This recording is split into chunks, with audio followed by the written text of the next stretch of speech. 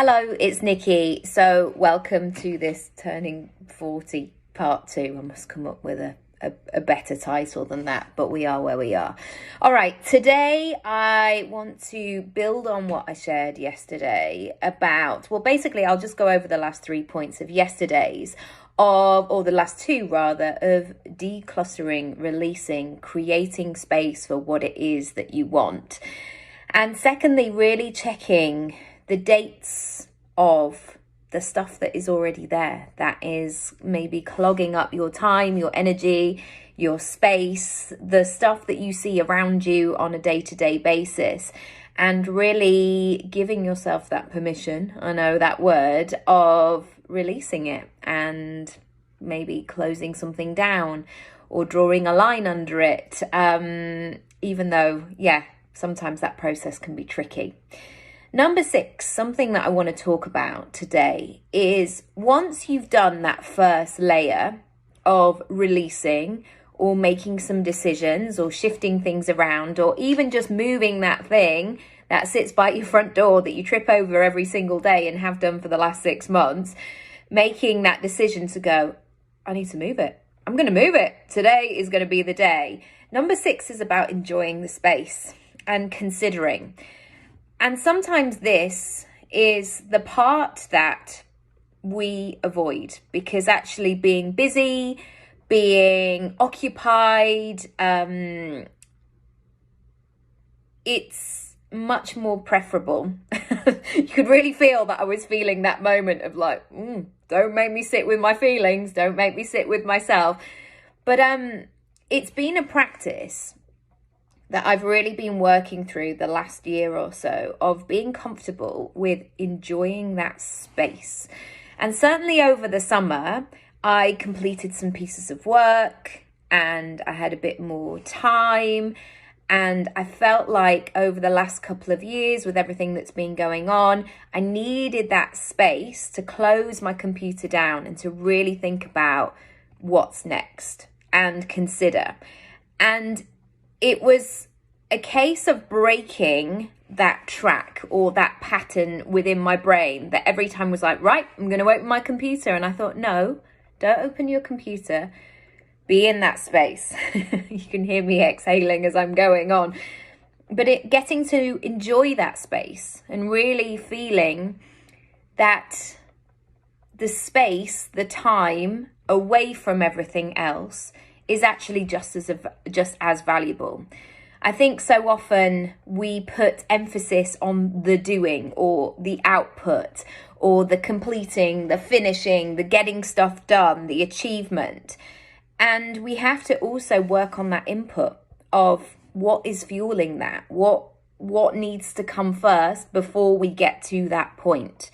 And I used to think back to about 2016, when I was really sort of building up my coaching business and I was writing a lot, and I was really at the beginning of properly creating content and working on my marketing.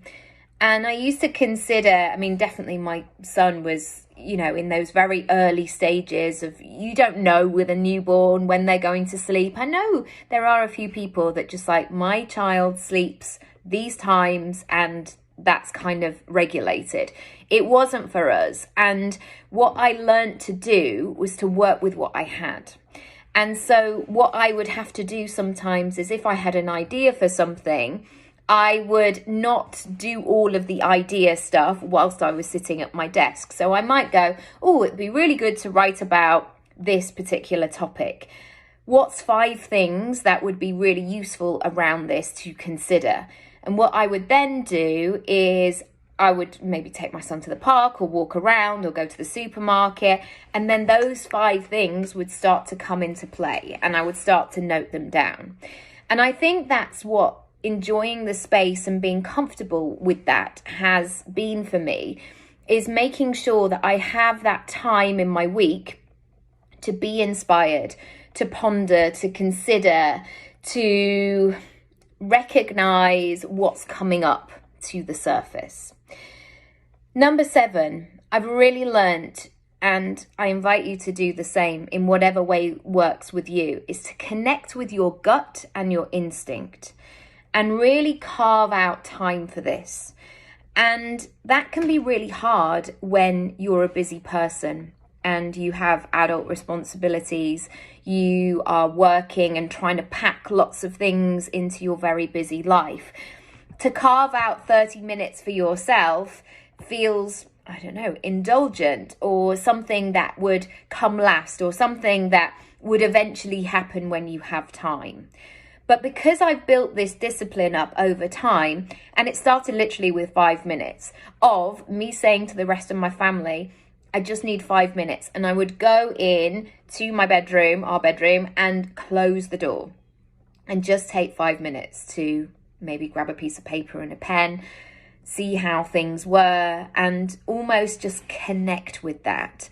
And again, that has been really valuable, especially because at nearly 40, I'm just thinking about, I mean, if you think about your shoes or your feet, like how many steps they've walked over time, it's enormous. It's thousands and thousands and thousands. And if you don't have this time to connect with your gut instinct, what you can find is that lots of the thoughts and the feelings that you have, it's almost like lots of people have stuck things onto you. And by looking at them and going, is this mine? Does this feel good? Is this something I want to take forward? Only happens when you have the silence, or you have the quietness, or you have that focus on what it is that you want to do. Number 8. Regularly spending time with the big questions. And these big questions, I guess, they don't have to be dramatic, because again, when we say something's big, immediately our brain wants to kick in and keep us safe and go, you don't have time to do that. No, that's not something that we want to open. But these are the open questions that will help you look at things in a different way. The what, the why, the how, the who, all those big, juicy, open questions, which in a way will help you to look at a situation, almost like, I use this analogy all the time, like if you've got a sculpture, and that sculpture over time can look very different as different things are chipped away, but it can also look really different from different angles or different lighting, or if you put it next to something, or you see it at a different time of day, or you look at something with a different headspace, the way that you connect with it will be very different. And so spending time with the what, the where, the how, the who, the when, it's really going to be useful because it will help you to challenge your own thinking. And so if you are going through something in your life or your business, or at the moment, as we all frequently do, ask those big open questions of, how could I improve this? Or what is the thing that is really annoying me about this? Or how could I make this better in 3 easy steps? You know all those juicy questions, but I guess be willing to ask those questions. I'm just turning my page and seeing what is next. Number 9, the big questions. This will kind of add on to the big moves, and the little steps can make all the difference. I was thinking about the last, 25 years of being an adult, even though my parents at 15 will be like, you're not an adult, you've got a bit of time. But already when you're 15, you're starting to plot out the next moments and consider your future and all of that jazz. Thinking about the big moves of, right, that's it, I'm not going to do that anymore, or I'm going to hand my notice in, or I'm going to build this thing, or I'm going to commit to a relationship, or I'm going to try for a baby, or I'm going to become a vegetarian, or those kind of big moves where people might say, I just knew it was time. I've heard a lot of conversations around addiction, because I have not a fascination with it, but I'm always looking at different situations of, maybe it's the actor in me, but I'm always doing lots of reading about what makes people tick and how people are built and what they're made of. And there are definitely moments when I've read stories about addiction of people going, I knew I had to make a big move and I knew I could never drink again. And that was it. And then there are sometimes the little moves, the choose again moves, the it's easy to do and it's easy not to do. And so when we talk about change, I think there is such an emphasis on, right, that's it, I have to change and I have to make a move and I have to make a big decision. And actually, that works for some people where they say, I've been sober for 15 years and I've just never touched it again because I can just not do that. But then sometimes those moves of making something work for you is equally as powerful because it's bringing back some control into your life. So yes, certainly there are moments in my life where I've said enough is enough. I'm not doing that anymore. I have fully drawn a line under. But also there are, and maybe these have been the trickier things, where actually putting all that pressure on me to get it right the first time and go, right, that's it, no more, it's too much. And so what I've had to do is break it down and say, what are the small steps that I need to start putting in my day-to-day life to ultimately get to that point of where I want to get to? So these small habits, for example, if somebody goes, right, that's it, I need to eat healthily, I need to take care of myself.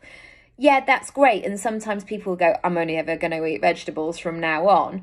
But that might be too extreme for you. And sometimes those big moves are quite dangerous because your body needs to adapt and it needs time to have that wiggle room. And sometimes it's just saying, right, I'm going to eat breakfast. I'm going to eat breakfast then for the next week and see how it makes me feel and see what happens. And so I am a huge advocate of the big moves, make brilliant progress, but also don't underestimate the small things. Because certainly there have been struggles in my own life, things where I don't find them as easy, where I've made a big move and said, right, that's it, never again.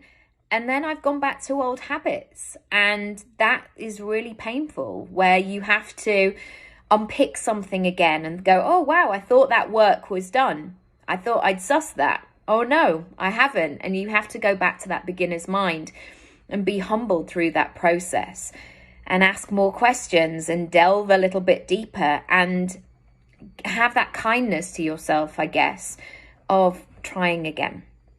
Finally, regularly assess the process and the results. So I know the fun stuff. I mean, I've got my Jazzy Gold notebook here. I know the fun stuff. It quite often is the vision boards or the dreaming big or the, oh my goodness, I'm going to put this on Pinterest, or I'm going to start talking about something, or being inspired, planting the seeds of the idea. But actually the implementation is the tricky bit. That's the challenge of looking at something again and again and really notice what's going on.